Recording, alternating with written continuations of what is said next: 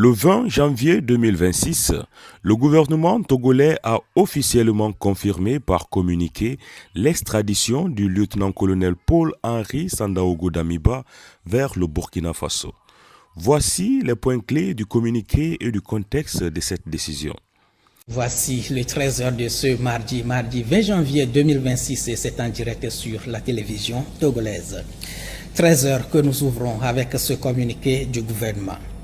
En date du 12 janvier 2026, les autorités compétentes togolaises ont reçu une demande d'extradition formulée par les autorités judiciaires de la République du Burkina Faso visant M. Damiba Paul-Henri Sandaogo, de nationalité burkinabé, poursuivi des faits de détournement criminel de deniers publics, enrichissement illicite criminel, corruption, incitation à la commission de délits et crimes, recel aggravé et blanchiment de capitaux.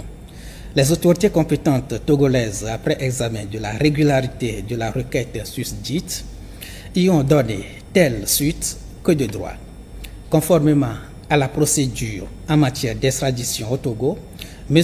Damiba Paul-Henri Sandaogo a été interpellé le 16 janvier 2026 en exécution du mandat d'arrêt qui faisait corps avec la demande d'extradition reçue puis écrouée. La chambre d'instruction de la Cour d'appel de Lomé a ensuite été saisie du dossier. À l'issue de son audience publique tenue le 16 janvier 2026, cette juridiction a donné un avis favorable à la requête ainsi introduite sur le fondement de l'offre de réciprocité des autorités burkinabées, des instruments internationaux auxquels le Togo est partie et des garanties offertes par ces autorités quant au respect de l'intégrité physique et de la dignité de M. Damiba Paul-Henri Sandaogo, de ses droits au cours de la procédure, notamment celui d'un procès équitable et l'absence de la peine de mort. Après cet avis favorable de la Chambre d'instruction, M. Damiba Paul-Henri Sandaogo a été remis aux autorités de la République du Burkina Faso le 17 janvier 2026. Fait à Lomé le 19 janvier 2026 pour le gouvernement, le garde des Sceaux, ministre de la Justice et des Droits humains. Les autorités togolaises ont précisé avoir répondu favorablement à une demande d'extradition formulée par le Burkina Faso, en recevant des garanties quant au respect des droits fondamentaux de l'ancien dirigeant. Damiba est accusé par le gouvernement de transition burkinabé d'être le cerveau d'une tentative de déstabilisation et d'un complot visant à assassiner le capitaine Ibrahim Traoré depuis janvier 2026. L'ancien président de la transition vivait en exil au Togo depuis qu'il avait été renversé par le capitaine Ibrahim Traoré en septembre 2022. Son arrestation et son expulsion de Lomé marquent un tournant dans la relation diplomatique entre les deux pays. Le Togo accédant ainsi aux demandes répétées de Ouagadougou pour mettre fin à l'impunité. Cette extradition fait suite à l'échec d'un coup d'État déjoué dans la nuit du 3 au 4 janvier 2026 qui prévoyait notamment la neutralisation d'infrastructures clés au Burkina Faso. Le lieutenant-colonel Damiba a été arrêté à son domicile de Lomé le 16 janvier 2026. Cette interpellation fait suite à des accusations de pouvoir au Burkina Faso actuel concernant une supposée implication dans une tentative de déstabilisation survenue le 3 janvier 2026.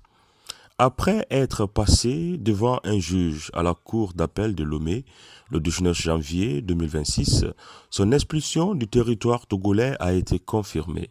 Bien que des sources médiatiques et des informations de terrain indiquent qu'il a été extradé vers Ouagadougou le 19 janvier 2026, les doutes ont été initialement émis par certains canaux officiels concernant le caractère immédiat de ce retour. Damiba est poursuivi au Burkina Faso pour tentative de déstabilisation et haute trahison.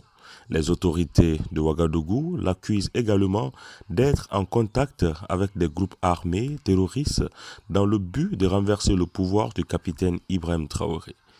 Il est actuellement rapporté qu'il a été conduit à l'aéroport de Lomé pour son transfert forcé vers le Burkina Faso afin d'y répondre de ces accusations. Ce communiqué avant donc de poursuivre. À la suite de la dénonciation faite le 5 janvier 2026 au parquet près le tribunal de grande instance Ouaga 1 faisant état de l'implication d'un certain nombre de personnes civiles et militaires dont le nommé Paul-Henri Sandaogo Damiba dans l'accomplissement d'actes préparatoires d'une atteinte à la sûreté et à la sécurité de l'État, de détournement de deniers publics, d'incitation à la commission d'infraction, de blanchiment de capitaux, le procureur du Faso a requis un juge d'instruction d'ouvrir une information judiciaire, de décerner mandat d'arrêt international contre Paul-Henri Sandaogo Damiba, de recourir à la coopération pénale internationale avec la République du Togo en vue d'obtenir l'extradition du surnommé vers le Burkina Faso. Le 6 janvier 2026, le juge d'instruction a effectivement ouvert une information judiciaire pour des faits de détournement criminel de deniers publics, d'enrichissement illicite criminel, de corruption, d'incitation à la commission de délits et crimes, de recel aggravé et de blanchiment de capitaux.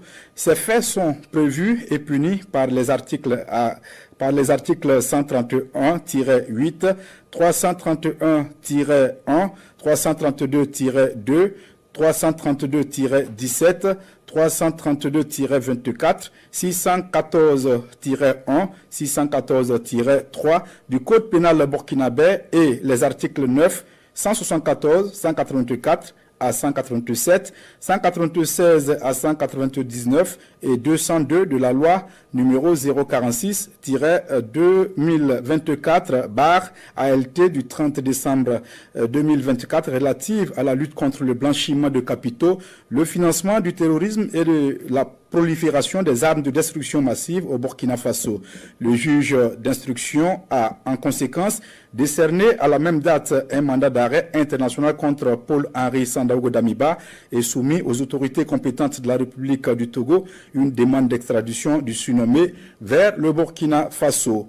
Donnant suite à cette demande, la chambre d'instruction de la Cour d'appel de Lomé a rendu le 16 janvier 2026 l'arrêt numéro 013/2026 qui a permis l'extradition effective de Paul-Henri Sandaogo Damiba vers le Burkina Faso où il est parvenu le 17 janvier 2026 pour répondre des faits qui lui sont reprochés. C'est le lieu de traduire au nom du gouvernement du Burkina Faso toute notre reconnaissance aux autorités de la République sœur du Togo pour cette parfaite coopération judiciaire qui illustre